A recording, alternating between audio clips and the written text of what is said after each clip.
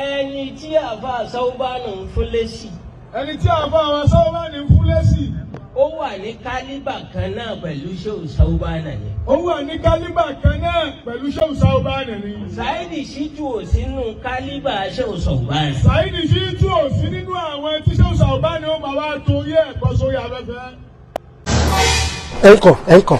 Ṣéhù Sáúbánù ni. Sáídì Ṣítù ò sínú kálíbà Ṣéhù Sáúbánù. Sáídì Ṣítù ò sí nínú àwọn tí Ṣéhù Sáúbánù ó máa wá torí ẹ̀ bọ́ sórí afẹ́fẹ́. Very simple. ó jìnà sí àwọn gan. ọ̀rọ̀ tá a fa sì sọ. ọ̀rọ̀ tá a fà sí sọ. gbogbo ẹni tó pèrè ẹ̀ lọ́mọ kí wà tá a fa kó dì í mú. gbogbo ẹni ó bá pẹ̀rẹ̀ lọ́mọ kéwú àbójá àfà lọ dì í mú. pé ẹnu a máa gbé èèyàn. bí ẹnu á máa gbéyàn. èèyàn á máa ṣì sọ. èyí ó máa ṣì sọ. èèyàn á máa ṣì wí. èyí ó máa ṣì wí. ṣùgbọ́n tó bá rẹ́ nìkan ta ẹ lólobó pé ọlọ́kọ̀ tó wọn ní. n tó sọ yìí kò dáa.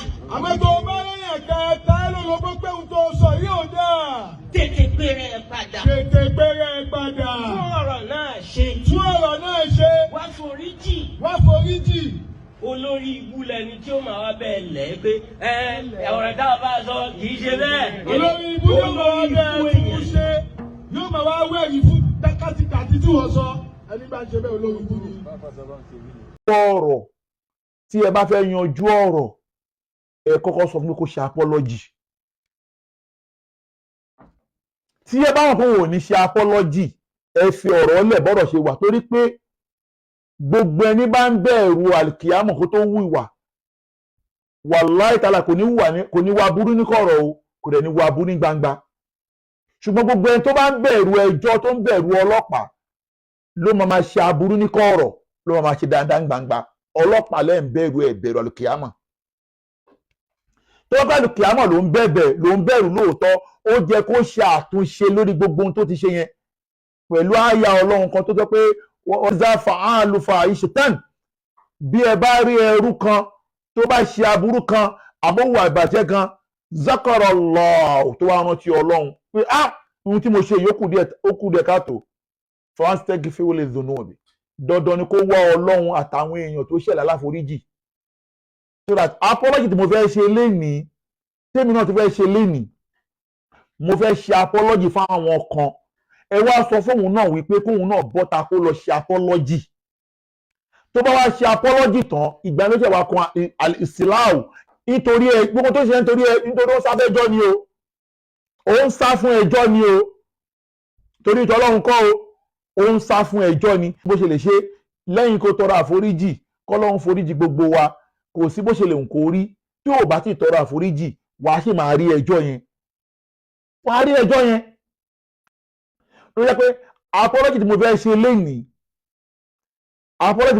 lénìí àwọn kan wà pé lénìí yìí today is on the 23rd of December 2022 àwọn kan wà pé lénìí yìí today is on the 23rd of December 2022 bí mo ṣe ní last year December náà nìyẹn o bí mo ṣe ń ṣe láti ṣe December ni pé àwọn tí mo dẹ̀ tọrọ àforíjì lọ́wọ́ wọn ń gbà náà mi ò sọ̀rọ̀ wọn mọ́ lórí social media. wọ́n náà ló lọ gbé fídíò àfáà Sheikh Sauban tó lọ gbé fídíò Sheikh Sauban nítorí wípé kí ayé lè jọ rí wa gẹ́gẹ́ bí pé kọ̀ọ̀kan náà ni wá èmi kì í ṣe ẹni tí ń yájú ságbàlagbà o. ló já sí pé prógámù tèmi another apology mo tún fẹ́ ṣe lénìí kó lè mọ̀ wípé èmi kò nínú ẹni tẹ́ pé bóyá màá rí nǹkan tó kù díẹ̀ káàtó ní ohun tí mo ṣe tí mi wà nílé ṣe apology. ẹ dákun kí là ń pèpè fáwọn èèyàn má tàgbà mọ́lẹ̀ má rí àgbàlagbà fínláwà náà sọ fáwọn èèyàn tàbá wá kù díẹ̀ síbì kan kí ló dé tí yóò lè bọ́ta kó tọrọ àforíjì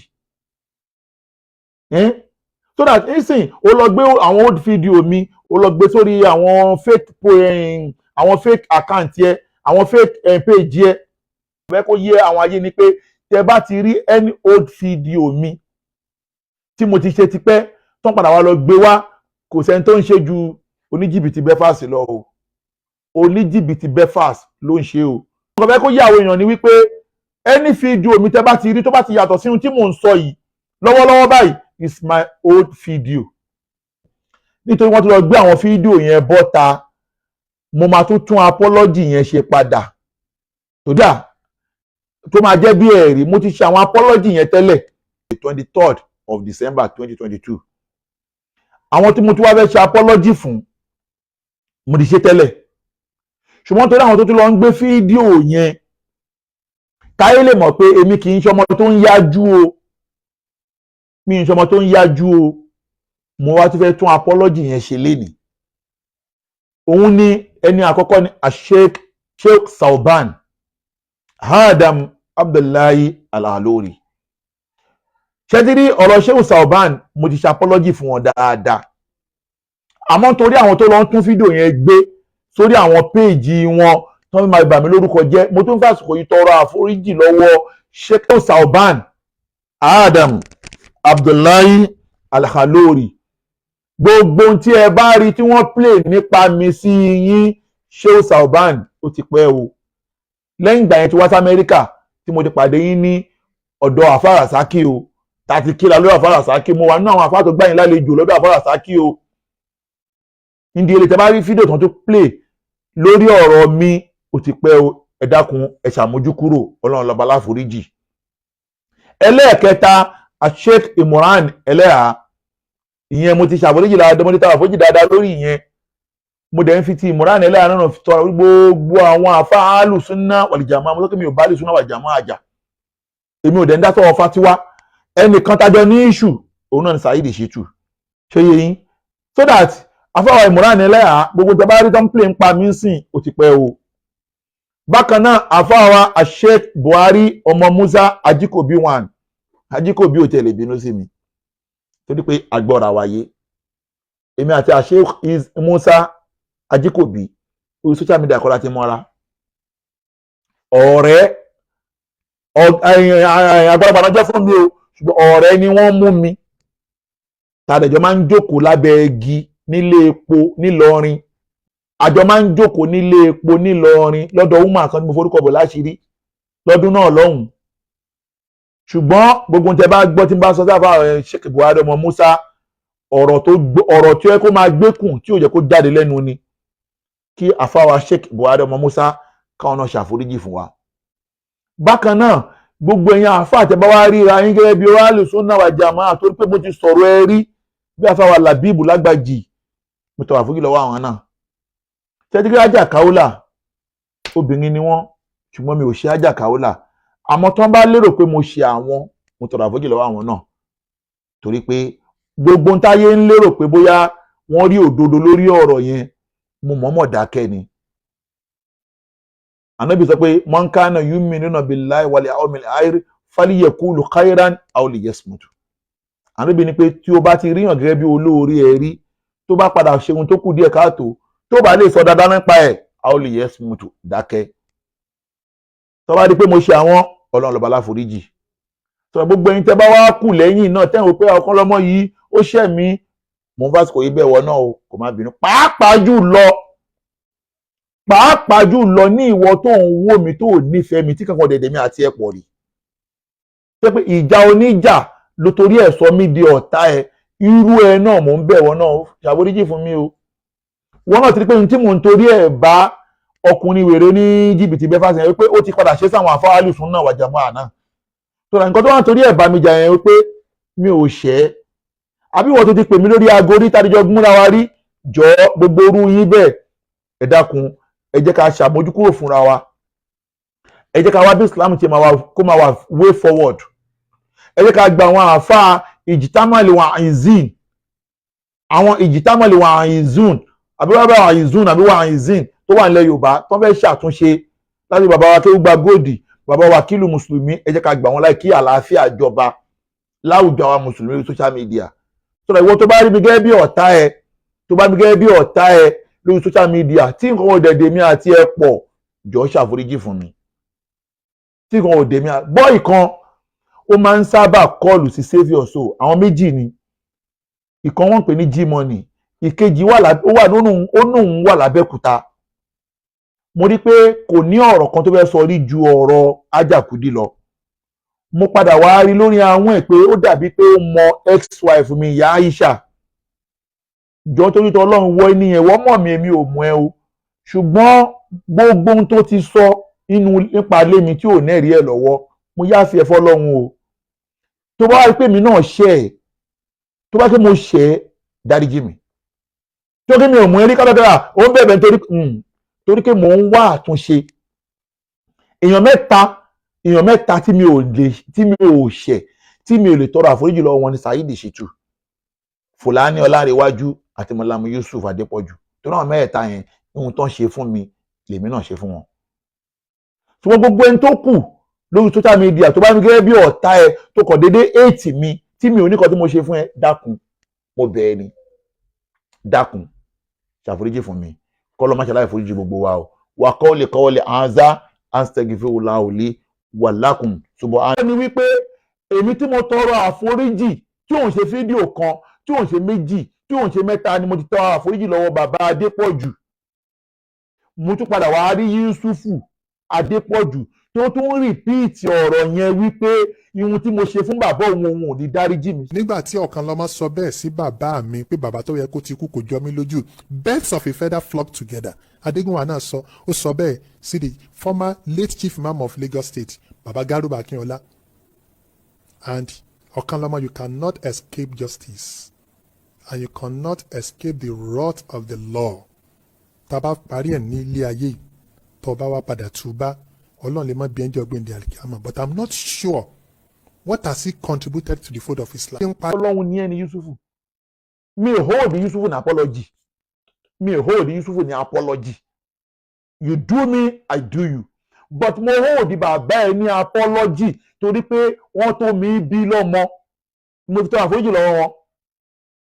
Ṣùgbọ́n nígbà tí mo tọrọ àforíjì lọ́wọ́ wọn ní last year o tún padà repeat ọ̀rọ̀ yẹn kó tó wá di pé bàbá Yusufu náà padà wá jáde ní this year tọ́wọ́n padà wá sọ fún bọ́ọ̀yì oníjìbìtì lẹ́yìn breakfast yẹn pé ọjọ́ wo ló fẹ́ bá àwọn mú ẹran lọ́mọ wá sí Nàìjíríà, àwọn fẹ́ dé mọ́lẹ̀. Ọmọ alálùbáríkà báyìí Ọlọ́run ní gbà wọn. Ẹ má bínú.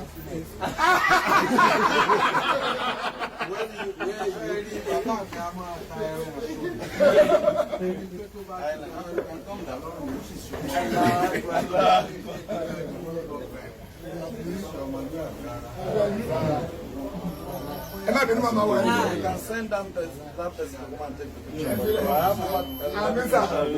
Ọlọ́run tó bá wà fún. Wúrọ̀ bẹ́ẹ̀ kò dá lẹ́nu àgbàlagbà náà. Táwa bá ń ṣe bí ọmọdé ó jẹ́ kẹ́yìn dúró ní dúró àgbàlagbà ni. Àmọ́ ká gbà pé wọ́n ń fi àgbà ṣe nǹkan méjì, wọ́n fi ń rẹ́yàn jẹ náà ni. Tòun ti bẹ́ẹ̀ náà àfi ohun tí mo tún sọ lẹ́yìn ọ̀rọ̀ yẹn inú ẹni tí máa tọrọ àforíjì lọ́wọ́ wọn lénìí ẹni àkọ́kọ́ òun ni bàbá Yusuf Adépọ̀jù. Pẹ́kẹ́ ohun tí wọ́n lè ṣe fún nígbà tí wọ́n Nàìjíríà wọn lè ṣe kankan. Àmọ́ gẹ́gẹ́ bí ohun tí èmi náà ń sọ fún àwọn èèyàn pé ẹ jẹ́ ká yé bú àwọn àgbàlagbà.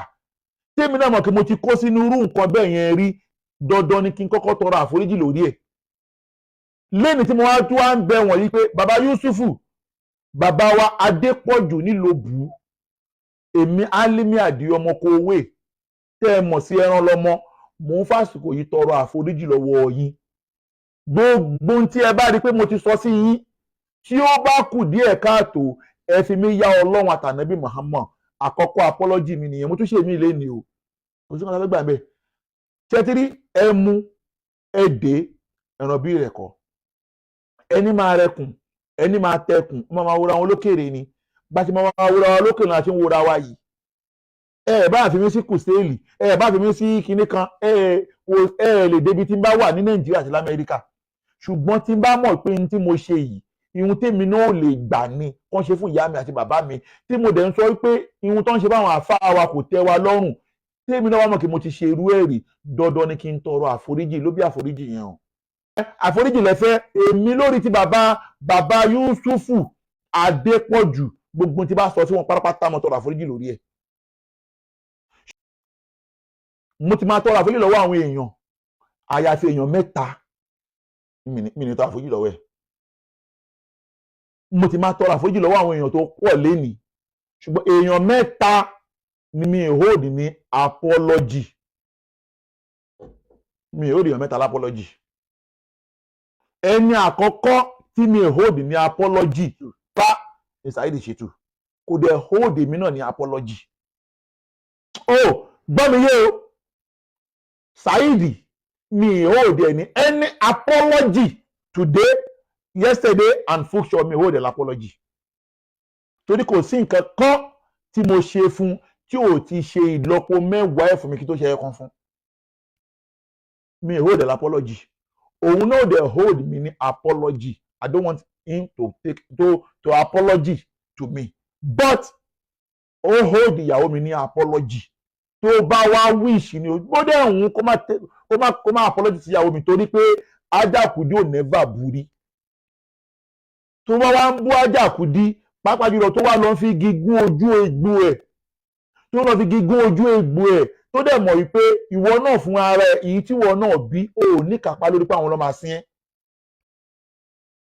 Tí ò bá ti ní kápá lórí pé àwọn ló máa sin ẹ́ má fi ẹni tí ò tí ì bí ṣe yẹ̀yẹ́ torí pé Ọlọ́run nìkan ló mọ ọmọ tó máa sin ni. Láti pé o lọ ń fi gígùn ojú egbò ẹ̀ tó dẹ̀ mọ̀ wípé ihun tó ń sọ sí yìí o mọ̀ọ́mọ̀ máa ṣe nítorí pé kò lè fẹ́ fi di èmi lọ́wọ́ mú. Èmi tí mo tó fẹ́ bú mo ti bí ọkùnrin mo ti bóbìnrin kò sí kẹta ọmọ. Èmi tó fẹ́ bú mo ti ní àwọn ọmọ tó ń ṣe dáadáa. Ẹni tó lọ ń báyìí kò ṣe é kò rò ẹ́. Ẹ má bínú ẹbí mi ká apology. Ẹja fi wo ẹlẹ́ ká append ẹ̀ síbẹ̀. Sọ̀rọ̀ ẹni àkọ́kọ́ nìyẹn tí kò hold mi lápọ́lọ́jì tí mi lè dẹ̀ hold an apology.